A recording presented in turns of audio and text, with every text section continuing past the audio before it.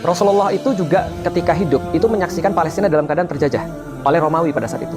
Maka Rasulullah itu pertama kali diminta oleh Allah kalau di dalam Islam itu untuk memperhatikan Baitul Maqdis ketika surat At-Tin turun. Jadi ada satu surat di dalam Al-Quran, Wat-Tini waz-Zaitun. Artinya demi pohon tin dan demi pohon zaitun. Yang menarik di Arab tuh nggak ada pohon tin, nggak ada pohon zaitun. Kan. Arab tuh kan kering banget. Yang ada kurma doang, itu pun kalau beruntung dia kan. Nah dia nggak ada tin, nggak ada zaitun.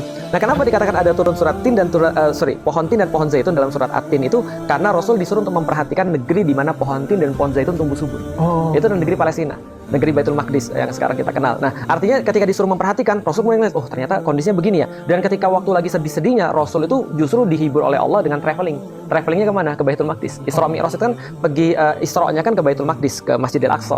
Nah apa yang bisa kita lihat di sana? Ternyata setelah Rasul menerima surat At-Tin itu, Rasul menghabiskan 14 tahun untuk mendidik para sahabat. Tidak langsung pergi ke sana. 14 tahun mendidik para sahabat. Apa itu Baitul Maqdis? Kiblat kita ke situ loh.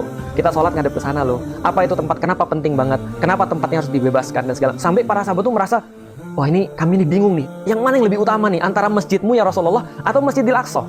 Kami ini sampai bingung banget karena engkau tuh menjelaskannya sampai kami tuh merasa, waduh ini kayak penting banget. Kata Rasul, masjidku lebih utama daripada itu. Tapi para sahabat sempat bingung karena penjelasan Rasul yang saking banyaknya tentang Baitul Maqdis itu. 14 tahun Rasulullah mendidik para sahabat, 2 tahun tahapan negosiasi, 2 tahun lagi baru tahapan jihad fisabilillah.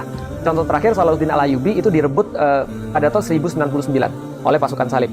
Salahuddin Al-Ayyubi membebaskan Baitul Maqdis 1187. Berarti kurang lebih 70-80 tahun untuk membebaskan Baitul Maqdis. Dimulainya dari apa? Dari pemikiran. Karena kondisinya sama dong. Kondisinya adalah pada saat itu umat muslim kacau balau seperti sekarang. Jadi mereka orang-orang ulama tuh bilang gini, kalau kalian mau lihat umat muslim, lihat Baitul Maqdis. Kalau Baitul Maqdis lagi bukan di tangan kaum muslimin, mereka lagi berpecah belah dan mereka lagi lemah. Oke, paham saya.